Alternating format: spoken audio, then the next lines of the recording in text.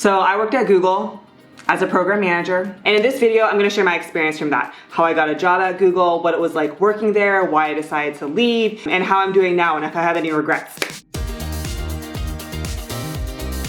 To start though, this is not your I graduated from an Ivy League and I got a job at Google and everything was rosy. No, trust, I have definitely been through some career struggles. So this isn't some Wonder Genius kid story. This is just my story. A lot of people ask me about my time at Google, even though I worked there from 2010 to 2012. So that was over a decade ago. But you know, once you work at a company like that, people automatically think you're smart.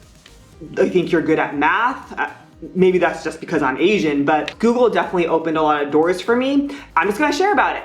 No matter what I do in my career, people seem to be the most interested in what it was like working at Google. So I will give you the download. Because I don't work there anymore, I'm not gonna be able to show you cool scenes from around the campus or all the cafeteria food or ride around on those googly bikes, but I'll show you some throwback photos and just treat it like you're looking through a yearbook of ancient times. So to start, I'm definitely thankful for my time at Google and working in tech. I worked in Silicon Valley for over 10 years. Google and many other tech companies are at the forefront of technology. They're very innovative. I worked at Google earlier on in my career and it was definitely a pivotal moment for me. It opened up a lot of doors and opportunity. I was around brilliant people. I'm very thankful for my experiences there. So I'm just gonna talk about my Google experience, starting with how I got a job there, what it was like working there, why I decided to leave, and how I'm doing now, and do I regret anything? So to start, how I got a job at Google. This is not your, I passed an interview and answered amazing questions response. This is the, I didn't know what I want to do with my life after college response. I graduated from UC Davis with a degree in community and regional development. So it was an interdisciplinary degree. And because of that, I wasn't put on one track to, for example, get an accounting job or engineering job or things like that. It's kind of hard sometimes after college because, you know, people tell you what to do your entire life and then suddenly you get a job and what are you supposed to do? So I remember sending a Facebook message to one of my friends saying how I was so frustrated with the job search. She had a job in tech at the time and she just agreed to meet up. And I literally met with her and said, I don't know what I want to do in my life. I was debating maybe I should go back to school and become a physical therapist or an occupational therapist or personal trainer because I've always been pretty active in like sports. But this friend told me, hey, give me your resume and I'll pass it on to a staffing agency. So I was like, all right, here's my resume. Basically, this agency helped place people in Google as temps. That's how I started at Google. I started as a contractor and a temp. That was my foot in. And then this story is crazy, like how it was working at Google, because eventually I was promoted to a full-time employee as a program manager. Sometimes in your life, you know there's situations where someone's looking out for you. And for me, it's God looking after me. Because I had a manager who helped convert me from a coordinator to a program manager, have a salary increase and everything. I am so thankful for that.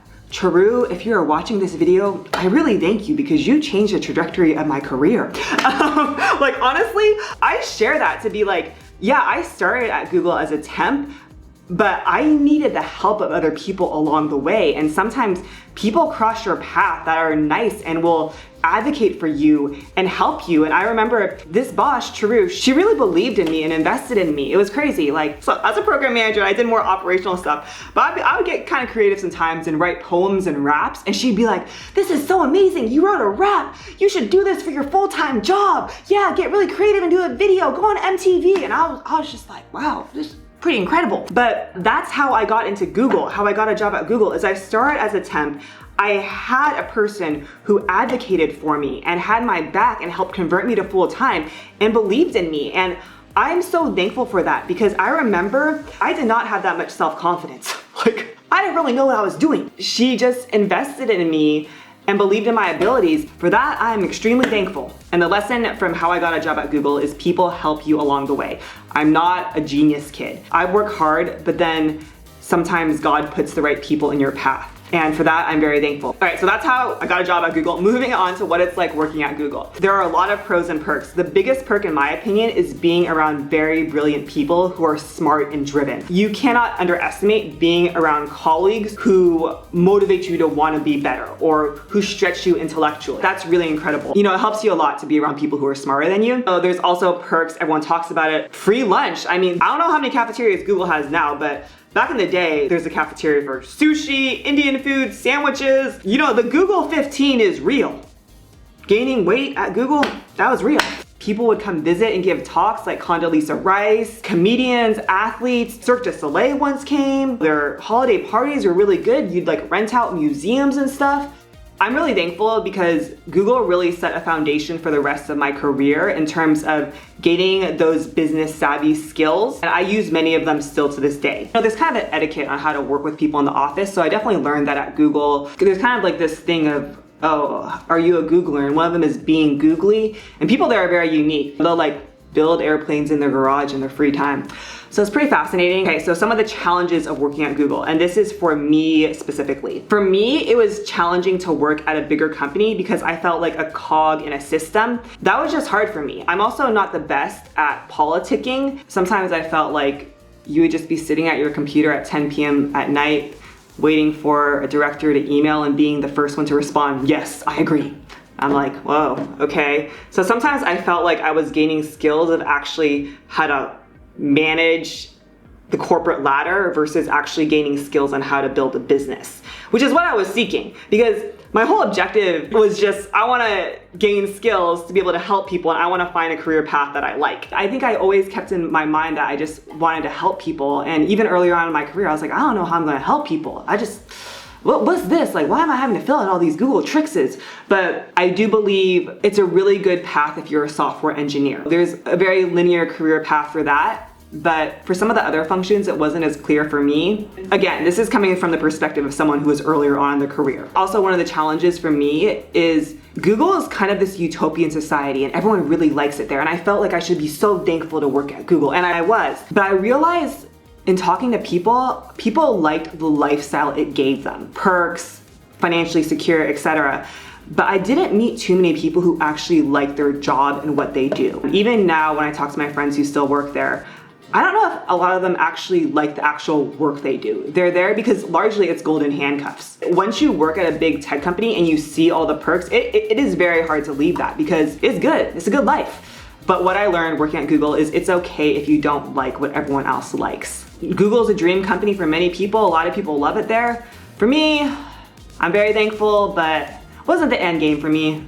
I kind of just always wanted to do my own thing, which is kind of what I'm doing now, creating content and YouTube videos and being a coach. So that was always my end goal, and I was like, all right, how do I gain the skills? I don't know if it's at a bigger company, but I talk about that more in my video on why I decided to quit my job recently. All right, so moving on to the third part of why I decided to leave Google. I'm very thankful I worked there, but I knew I wanted to expand my skill set. I was always curious about going to grad school, and my boss encouraged me to get my MBA. She was really great. She's like, yeah, go for it. You should wrap all your essays, and I'll write letters of rec for you, no problem. I know there's a lot of talk about whether you should get an MBA or not. That's a separate video. Maybe I'll do one on that. So I decided to leave and get my MBA, and reflecting back, I think I wanted to leave, and getting an MBA or going to grad school was kind of the socially acceptable way to do it. I always knew I had my own path, but I was like, all right, let me try and do it in a way that's more conventional. So I'm gonna be really honest with you. And what I learned from that and leaving is not everyone is gonna agree with your life path.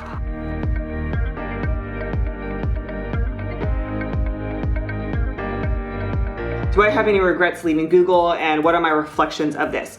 Reflecting back, I'm so thankful I worked at Google. It gave me skills and a network that really laid the foundation for my career. But in terms of the actual skills I gained for my career, I'm definitely thankful I worked at smaller companies after getting my MBA, because I gained very practical skills that now help me as I run a business. I always wanted skills that were very hands-on versus skills on how to manage myself in a big company. And I'm very thankful for that, because now as I'm running my own business, the skills that I gained at smaller companies of getting leads, of setting up landing pages, of knowing how to run a YouTube channel and create content, those are very useful skills that I wouldn't have gained elsewhere. Also, if I didn't leave Google, I know I wouldn't have become the person I am today. I'm someone who's pretty bold and I take risks. I encourage others to stand tall in who they are. If I stayed at Google, I don't think I'd become the person I am today, and I really like who I am.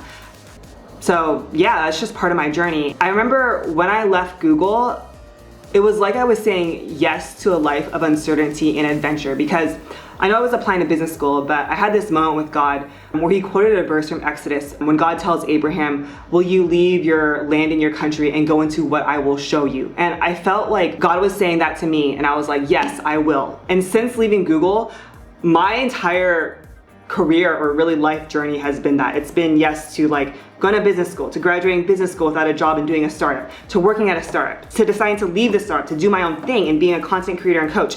It's always, will you say yes to the unknown and adventure? And I've been like, yeah, let's do this. I've always had this pretty adventurous side to me. That's why I'm doing YouTube now and sharing my journey with you. That's why I've been vlogging on TikTok for so long and sharing my journey of taking a leap of faith. But really, I share my story to hopefully encourage you. Google is a great fit for some people and it's not a great fit for others. But it's really about you doing what's best for you, your loved ones, etc. My situation isn't yours, but I hope my story encourages you. And let me know in the comments if you can relate to any of my story or what I said. I will be telling more stories in the future, so be sure to subscribe to this channel, hit the notification button so you're alerted of when a new video comes out. And until next time, stand tall in who you are.